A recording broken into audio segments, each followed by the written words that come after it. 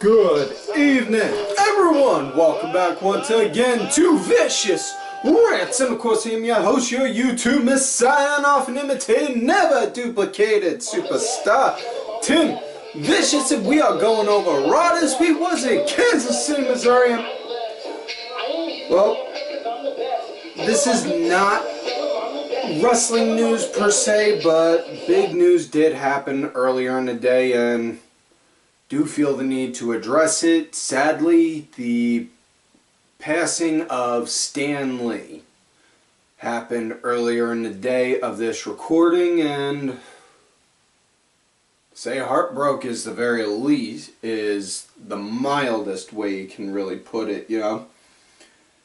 If it wasn't for Stan Lee, Jack Kirby, and Dr. Seuss, I would be a 6-foot illiterate gorilla. Yeah,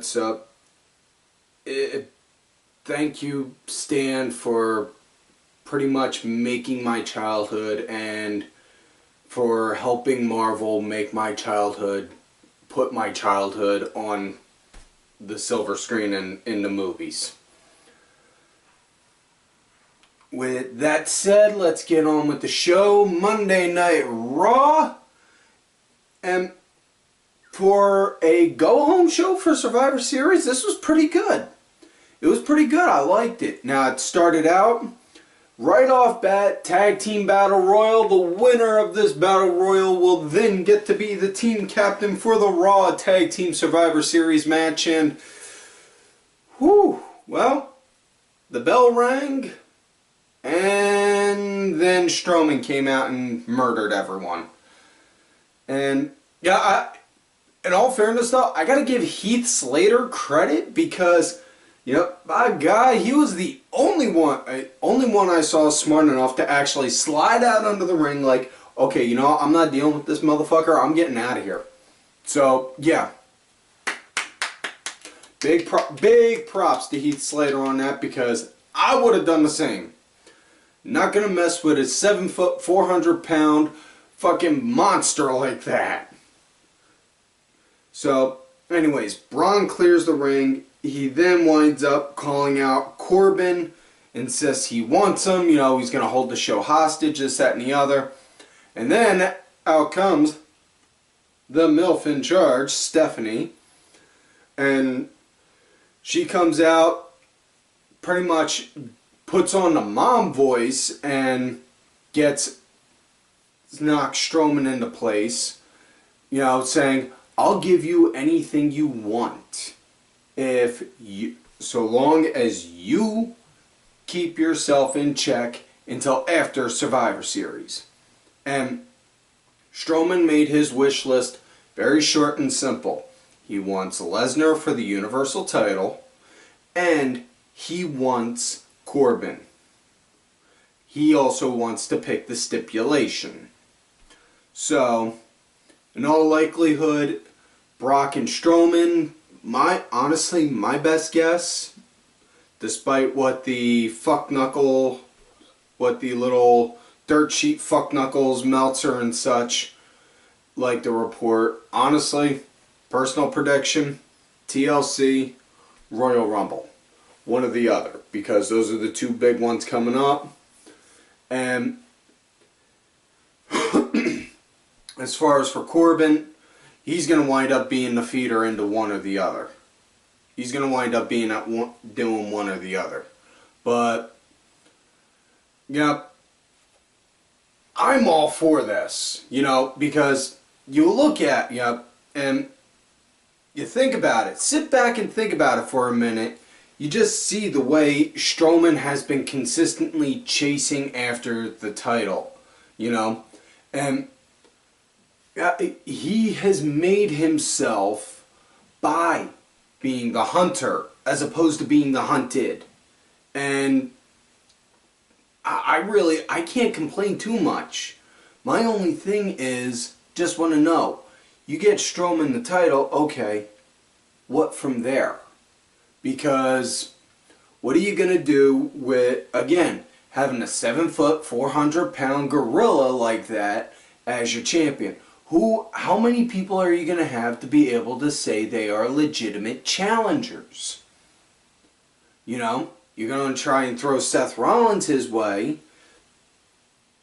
Seth, he'll put up a half-decent fight, but, you know, in the end, Strowman would wind up winning. You know? And then, you know, you don't have that many people, you know, I'm trying to think how to word this right. You don't have that many big guys, giant guys, so to say, that'll be able to go up against him and be like, okay, yeah, that motherfucker could actually pose as a threat, you know? Just saying. Honestly, the only person on WWE's roster that I honestly think could pose an actual threat outside of Brock, Keith Lee. That's it. You know? But yeah, they do that, and then next thing you know, Steph agrees to Strowman's demands. Then Corbin comes out, starts to try and get into his face about this shit, about what he was asking for, and then Steph goes in, whoa! Enough! We ain't doing this here. We're going to hold on to this anger and hostility, and we're going to channel it and take it out on Sunday. Because we are not losing to Shane. And that was pretty much on how it went. So then we go to technically the first match. I mean, if you want to say it was the first match of the night, yeah, but I don't know, the Battle Royal could technically count, but yeah. Either way, this match, Amber Moon going against Tamina, and Tamina comes out with Nia, and pretty much they're playing their family, which is the honest to goodness truth, you know. They're both cousins. You know, they're part of the Anoa family. So, now, as far as the match went, you know, it was a nice start. Amber led right before the break. After that, you know, Tamina, she was leading. The one part of the match that confused me to no utter end, which still scratching my head trying to figure out, the entire time, Nia is standing outside. She's not saying a word. She's like a freaking mouse. She's as quiet as a church mouse. Not batting on the ring post, not yelling, cheering her on, Tamina on or nothing, just standing there. You know, moving back and forth. And next thing you know, right out of nowhere, as Amber's starting to build a comeback up, she goes and throws a suicide dive to Nia. For no reason. Why? Seriously, just why? There was no reason, no rhyme or reason. Okay, you want to chalk it up to being mad that she stabbed you in the back last week? Oh, okay. You know, you can make a better segment on that, doing it a backstage thing or something. But, I don't know. Just, it didn't seem very babyface-ish to me, in a way. You know, if you will, because if Nia's the heel, she's being attacked and provoked for no reason. So yeah, either way, Amber did the suicide dive and it went pretty much like this. Boom. Like that. She just bounced right off of Nia, no problem. But yeah, match came to an end. After that, Amber started to build a little bit more of a comeback, and then just as she was about to go and she was up at the top, about ready to go do the Eclipse. Next thing you know, Nia gets on the apron, distracts her. Tamina, boom, hits a super kick, super fly splash. 1, 2, 3. That was it, and then they proceed to the beatdown. So yeah, there's that. Next matchup we got Dolph Ziggler going against Finn Balor, and this match came to be because McIntyre and Ziggler, they were out. McIntyre was cutting a promo talking about on how last week he decimated and beat and destroyed you know, Kurt Angle and on how now Raw is his show, and just going on, you know, McIntyre really, Drew McIntyre is a tried and true example of, you know, trying to get my words right. Damn it! He's a true example of working there, you get fired. He went out and remade himself from the floor up. Literally, he redid himself from the floor up. You know, grew a beard, got more jacked, you know, freaking just did everything to remake himself. And he did, you know, he killed it everywhere he went, you know, whether it was ICW, whether it was TNA, Indies, everywhere, you know. He was killing it, and he did great, you know. And then he came back, which is, again, great to see, because now he's got nowhere else to go but up. And as far as for legitimate threats for Strowman, other than Keith Lee, now that I think about it, McIntyre would be a good bet, you know. But anyways, as McIntyre is cutting that promo, Finn comes out, cuts him off, starts going on about how he was mad because he thought Drew was going to be out there to help him from last week, and then boom, didn't, and all that. And McIntyre and Ziggler were ripping on him like, hey, why don't you take your Balor Club, go to the back and start too sweeting all your good brothers? It's like, well, shut up! A whole lot of accents flying around, and man, from my Twitter timeline, man, whole lot of girls were freaking, whoo. You know, if you think I needed my heart pills when the women came out, whoo. Should have seen the women when Finn and McIntyre were out there. Ooh, they're twice as bad as I am. It's not a bad thing. That's a good thing, really. And there's your moment of DDP. So yeah. Finn calls out McIntyre, says, why don't you and me have a match right here, right now? Drew says, I'd be all up for it, but you're not up to my caliber. Now, if you could beat someone the likes of, say, Dolph Ziggler, maybe you'll be up to my caliber. And really interesting note, because Renee Young and Corey Graves both called it out on the commentary, saying, well, if Drew's saying that, what's that say about if Drew's saying if he could beat someone the likes, he's not up to his caliber, but if he could beat someone the likes of Dolph Ziggler, he is, what's that say about Ziggler? Which, you know, small little seeds being planted for the inevitable split up between them. Really like it, you know, it'd be a lot better than just having them okay, having this guy just start chasing his own thing individually and this, that, and the other. But as far as this match goes, decent match. It actually, right before the match started, McIntyre wound up throwing a headbutt to Finn, and then it went to break, and as they came back, Finn was like, oh, no. I'm good. Ring the bell. Oh, ooh. So he started out half groggy before that, you know. Now Ziggler, for the most part, really grounding Finn, and I gives Dolph Ziggler a lot of shit, and I honestly do. But lately, it just seems like he's doing more so, like actual, like, trying to think, like he's actually keeping the opponents on the ground, not letting them get a chance to get up. And I'm actually liking it, you know. He's got like this new edge on him, like, you know what, motherfucker, I'm gonna make you fucking notice me. And it's kind of decent, you know. But Ziggler, for the most part, he was leading the match. Finn started to pick up some momentum near the end.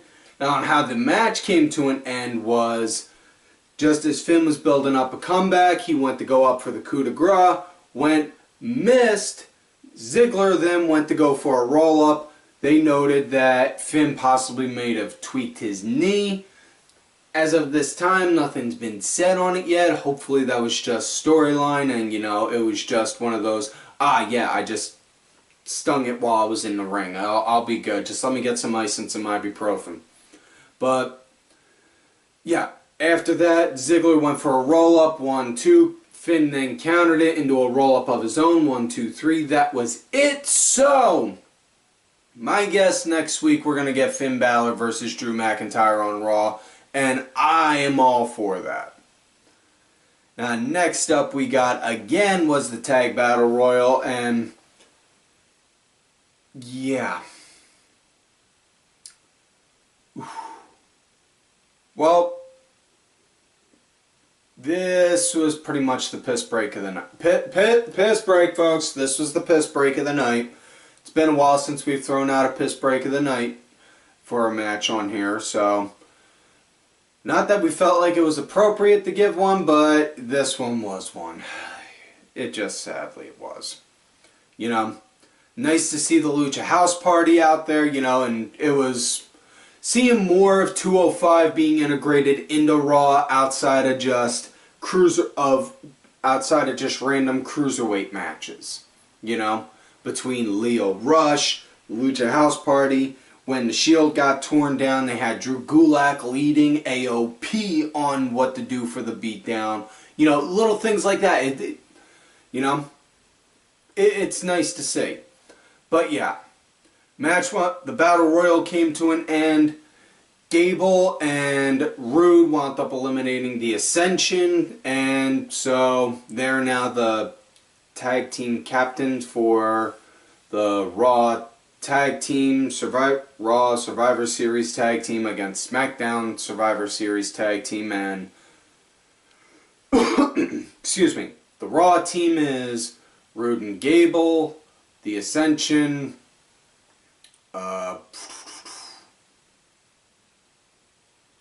fucking shit, I can't even remember the other ones. What the fuck? So yeah. Yeah, that's shows on how much I've been paying attention to that one. Yeah. As far as that one goes, I can give two shits on that. The rest of the Survivor Series, though, Drew Gulak, Mustafa Ali, I honestly believe Mustafa Ali, if it's not now, then WrestleMania, he's going to win the Cruiserweight title. Because that cat can fucking go, and I cannot put over enough on how good that guy is. You know, but Mustafa Ali, Buddy Murphy, my money's on Ali. They got AOP versus Sheamus and Cesaro. Honestly, I'm not quite sure on how to see that one going, because Sheamus and Cesaro, they could take some bumps, but AOP, man, they're not really, you know, I'm not quite sure on how well that's going to go. I mean, that's going to be a straight up fight, like a good old fashioned fight, but that's about it. As far as for Team Raw versus Team SmackDown, the traditional Survivor Series, you know, honestly, given the fact that they're now highlighting Raw's won for the past 3 years, my money's going to go on SmackDown getting the upset win. Now, speaking of Team Raw and Team SmackDown, we get to Bobby Lashley versus Elias. Yeah. Again, not taking away from his in-ring skills, but my God, man, his fucking look.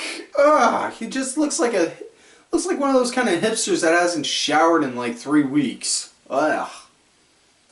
But yeah, this match was to determine the last person to be on Team Raw, and this surprisingly had some really good back and forth for the match, and these guys just seem to really click well as far as in the ring.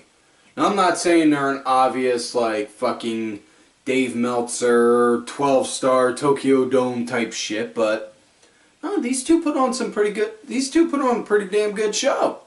You know?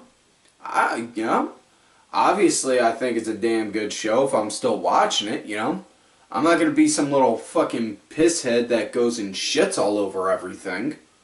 Whether it's good or bad. I'll just shit on the bad. But match came to an end. It was actually a pretty decent way because before the match started, Elias was ripping on Lio Rush again for, making the Lashley kidnapped a small child jokes again, like he was doing before the Super Showdown in Australia. And Leo was being Leo. And at one point, Lashley and Elias were brawling outside the ring. Lashley got back in just as Elias was about to. Leo, out from under the ring like fucking Gollum, just grabbed Elias's leg and was holding on to it, and he was just like, hey, let go, you little fucking toe sucker. And then count out. So Bobby Lashley won via count out, so he's on Team Raw. And I'm not gonna lie, I'm kind of actually digging Bobby Lashley, doing this whole, yeah, I'm dominant and I have a monstrous physique, doing like the bodybuilding type shit, like, ooh, doing that kind of shit, just simple shit that, it adds more to his personality, because let's be honest, as good as Lashley is, look back to when he was first in WWE, not that much going for him. Look when he was in TNA. Aside from when he had MVP with him, not much going for him personality-wise. Not character, I'm sorry. Poor choice of words on my part. And then when he came back, up until he got Leo as a mouthpiece for him, again, same thing. So yeah. Next up, last match of the night. Technically, you could say the main event of the night, but it was Alexa Bliss coming out and, I'm sorry, can we just take a moment to appreciate Alexa Bliss, push-up bra, leather pants, corporate goth look. Good God almighty. Okay, so yeah. She's coming out, she's talking about on her hand-picked Raw Women's Survivor Series tag team, Mickie James, Tamina, Nia Jax, highlighting them all and even hitting a note with the fans saying, when she got the Nia saying, Nia, and I hope we can put our differences behind us, and Nia just like, so it was cool to see that, a little touch on, hey, remember, we still have issues, but type shit. But yeah. And then she says, I only have enough room left on the team for one person, and I need somebody cutthroat and ruthless. And then she said, so I'm going to narrow it down to the winner of this match being it, and the challengers are Sasha versus Bayley, and this was for like the 9,003,222nd and 1/18th time, I think, which I'm not complaining, but yeah, these two put on some good matches, but yeah, it's just how many times can you do the same thing and hope lightning's gonna strike in the very exact same spot like it did at NXT Brooklyn. Now, either way, they had some really nice back and forth going on for the whole match, but in the end it came to a no contest because just as Sasha had a bank statement in, right out of nowhere, Mickie, Tamina, and Nia all come in, start beating the crap out of them, and Cole hit the nail on the head before I could even get a chance to say something on it and put it on my Twitter at Tim Vicious saying, what the hell was the point of the match if you're going to have them do that? And then, God bless Corey Graves, hitting it real quick. her own twisted fun and pleasure. You know, that would be why. So, it works out. You know, that makes sense. But after that, she winds up saying, my new pick is Ruby Riott. And now comes Ruby, and so yeah, Ruby's on there. And as far as with the shit with Ruby and Natalya, you know, because they touched on that earlier in the show, you know, Ruby, she pretty much did an Alexa Bliss moment with getting all sad and apologizing and then reminding everyone on how she fucking loved it. And honestly, I gotta say, the one thing Ruby did in that promo that really was confusing was that saying on how she got a lot of backlash. She didn't get I ain't seen no backlash get thrown at her. If anything, the only backlash I saw was for Natalya slobbering all over herself from crying. Like, bleh.